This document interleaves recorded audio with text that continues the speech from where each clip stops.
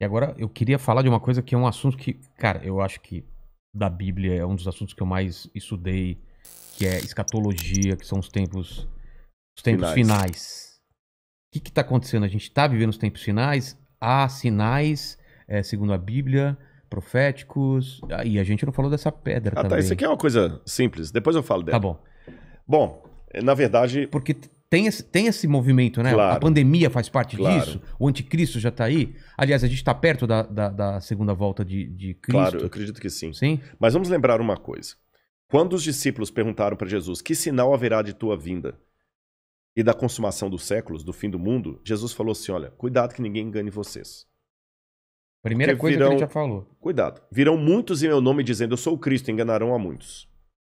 Certamente, isso está em Mateus capítulo 24. Depois, quem tiver uma Bíblia em casa, procure Mateus capítulo 24. Ele fala o seguinte: certamente vocês ouvirão falar de guerras e rumores de guerras. Não se assustem, ainda não é o fim. Se levantará nação contra nação, reino contra reino. Haverá fomes e terremotos em vários lugares.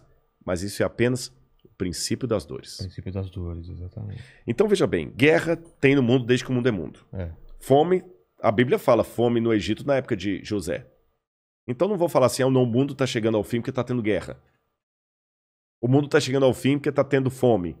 Não faz sentido. Mas o Apocalipse coloca alguns elementos que indicavam quando nós estivéssemos chegando próximos ao fim. Embora, nota de rodapé aqui, ninguém sabe o dia nem a hora da volta de Jesus. É estupidez. Tentar adivinhar. Não, claro, não podemos isso. Você entendeu? Bom, mas a gente pode saber a proximidade dos tempos em que vivemos. Então tem algumas coisas no Apocalipse que são características do tempo do fim. Exemplo, Apocalipse 11, 19. Diz assim: as nações ficaram iradas. Chegou, porém, o juízo de Deus e o tempo determinado para ele dar o prêmio aos seus santos e aos profetas, e o tempo para destruir os que estão destruindo a terra. Ora, na época de Cristo não tinha como destruir a terra. O Apocalipse estava fazendo uma profecia de uma época em que a terra poderia ser destruída por seres humanos, coisa que na época do Apocalipse não tinha como. E ele fala depois das pragas de Deus que iriam cair. Essas pragas não caíram ainda, mas os vislumbres dela... Não caíram? Não. A peste não é... A do Apocalipse, né? É. Mas os vislumbres delas podem estar já batendo as portas. Quer um Tá. exemplo? Quer. Diz que um anjo derramou a sua taça sobre o sol, e foi-lhe dado queimar aos homens com grande fogo. Os homens se queimavam com um intenso calor e blasfemavam o nome de Deus que tinha autoridade sobre essa praga. Olha o problema da camada de ozônio, o efeito estufa, o que está acontecendo com o sol. O outro anjo derramou a sua taça sobre os rios e fontes d'água e mares, que se tornaram como sangue de morto. Sangue de morto não é vermelho, dessa cor. Sangue de morto é escuro, é fétido, é quase coagulado. Como é que tá Pinheiros, Tietê, Lagoa Rodrigo de Freitas, as águas do mundo? Poluição. As previsões é que até 2025 a guerra do mundo vai ser pela água. É. Fala do anticristo, que ia dominar o mundo inteiro de uma maneira algorítmica, Pacífica. pacífica, porque é um algoritmo. O 666. O que é o 666? O que é o 666? Na época do Antigo Testamento, Deus deu algumas normas para os judeus. O povo do Oriente Médio, ele é muito simbólico, sabe? Ele tem muito esse lance do símbolo que aqui no Ocidente a gente perde. Então o judeu pode olhar, ele usa o paiot, que significa alguma coisa, o kippah, que é aquele chapeuzinho na cabeça. E Deus falou o seguinte: olha, vocês vão pegar a lei de Deus, escrever um resumo da lei de Deus e vão colocar por frontal entre os olhos, numa caixinha aqui, e também na mão de vocês. O judeu hoje usa na mão esquerda. É. Pode olhar aqui no Muro das Lamentações, você vê o judeu orando lá, né? Baruch atah Beshem Adonai Eloheinu melech haolam. E ele vai orando no muro e ele tá com aquela caixinha preta aqui e outra na mão. Aí no Apocalipse a gente vê que o inimigo, o diabo, que se vale do anticristo, assim como Deus envia o Cristo... O anticristo é a versão do Cristo pro demônio. Pro demônio. É. O anticristo. Ele faz uma paródia de Cristo. Aí, como Deus no Antigo Testamento pediu aos judeus para ter a lei de Deus na testa e na mão, o anticristo coloca também um sinal, uma marca, na testa e na mão. Então significa uma época em que a lei de Deus vai ser questionada.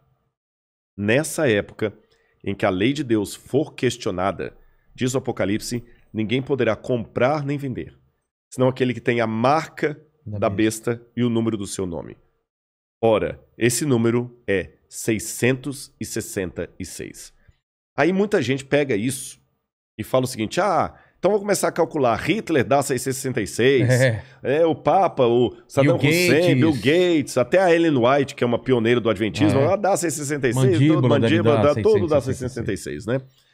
No grego está o seguinte, aquele que tem entendimento, calcule.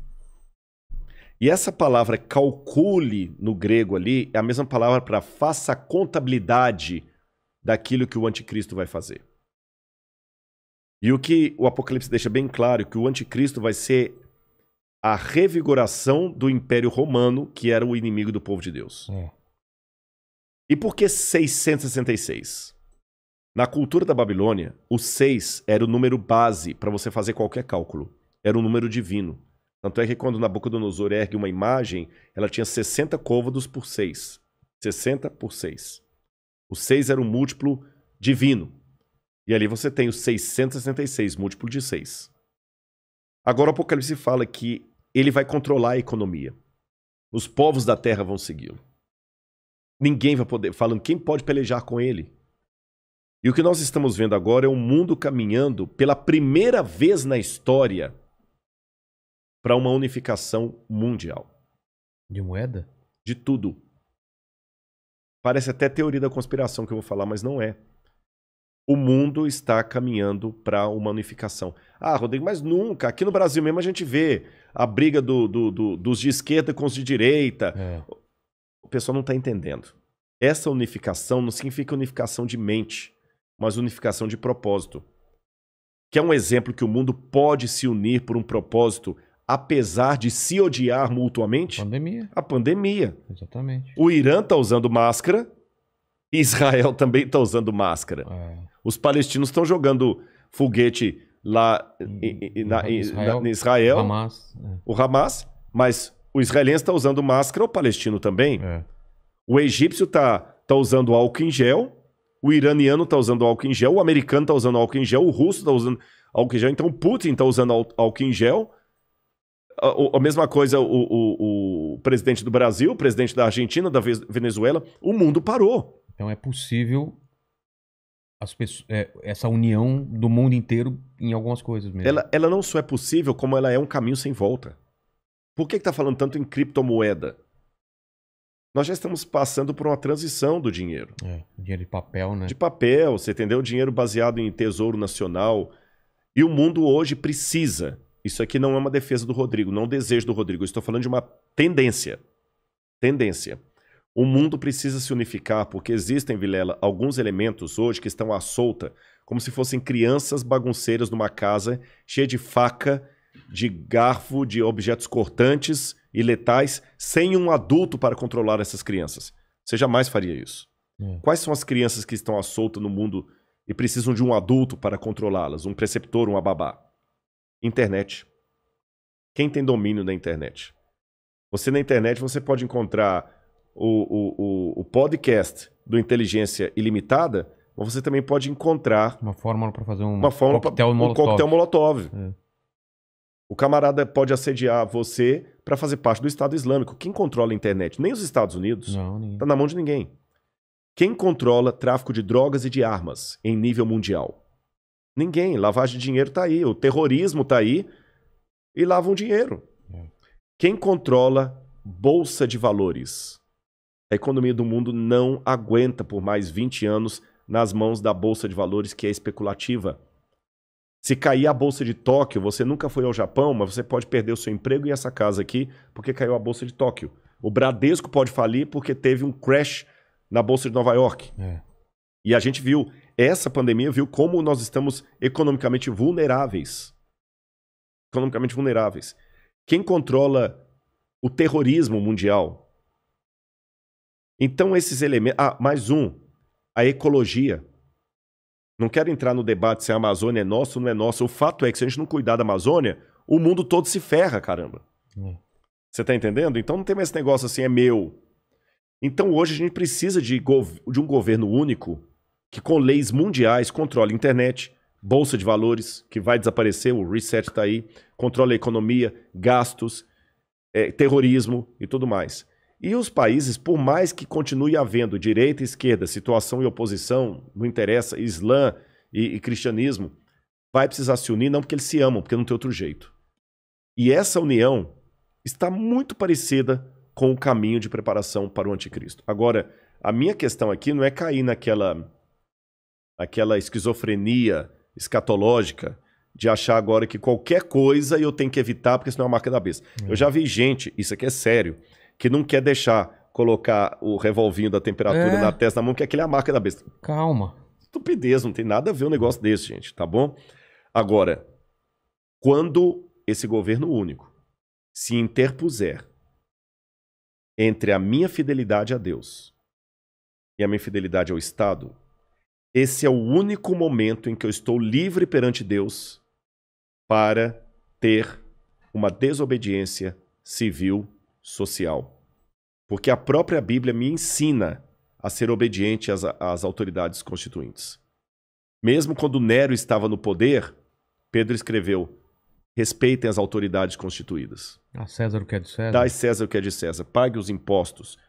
Seja um bom cidadão. Que a crise não venha por culpa de vocês.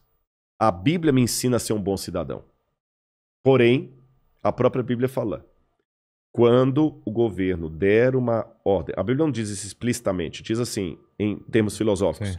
Quando o governo der uma lei que vá contra os mandamentos da lei de Deus, como os companheiros de Daniel na Babilônia, enfrente a morte se preciso for, mas não ceda. Talvez essa seja a diferença de um teólogo apaixonado por Deus e pela Bíblia e alguém que simplesmente é um acadêmico livre. Porque que especialista em literatura inglesa, em sã consciência, teria coragem de morrer por sua interpretação de Shakespeare? Mas a Bíblia é um livro que já levou muitos ao martírio para não abrir mão daquilo que a Bíblia ensina. Falou que a segunda vinda de Cristo está próxima. Mas, segundo os eventos, o anticristo chega antes. Chega antes. Ele antecede a volta de Jesus. E já está por aqui? Você acha? Eu acredito assim, lendo a Bíblia, o anticristo, ele é um poder, era o poder romano, porque João já falava lá, o anticristo já opera entre nós. E João fala, muitos anticristos já saíram pelo mundo. Ele só está aguardando aquilo que o detém. Então o anticristo naquele tempo era Roma. Os exegetas veem, a besta era Roma. Só que a Bíblia fala, através do apóstolo Paulo, que havia uma grande apostasia do povo de Deus. Que palavra é essa, apostasia? Eles abandonariam a fé, se uniriam a Roma, e Roma no futuro voltaria travestida de cristã, por isso que é o anticristo, nome que não aparece no Apocalipse, mas aparece nas epístolas de João. Tá. Anticristo, anti em grego, é aquele que toma o lugar de. Então o anticristo é aquele que toma o lugar de Cristo e vai dominar o mundo. Então a minha sugestão para todos é o seguinte, fiquem atentos às propostas governamentais. Qualquer coisa que não infrinja a minha fé naquilo que eu entendo pela Bíblia ser o correto, eu vou seguir. Eu vou me vacinar. Eu não vou ficar caindo em teoria da conspiração. Mas a vacina é uma maneira de aniquilar 1/3 da humanidade. Eu acho que vai ser muito mais fácil Eu vou me vacinar. Só não vou tomar a Coronavac, né? Que está questionada aí. Senão eu não posso entrar em Israel. Mas eu vou me vacinar. Israel não aceita. Não aceitou. Muitos países da Europa não aceitam a Coronavac. Né? Lamento o Butantan aí, mas a menos que mude o cenário, a Coronavac não está sendo aceita. A Pfizer... ou a Moderna, ou a outra, lá de Oxford. Essas são aceitas. Mas eu vou me vacinar. Você está entendendo? Agora, não vou cair em teoria da conspiração. Agora, o dia que houver uma lei que se interpuser entre a minha fidelidade e aquilo que Deus pediu de mim, aí eu estou disposto a enfrentar até a morte.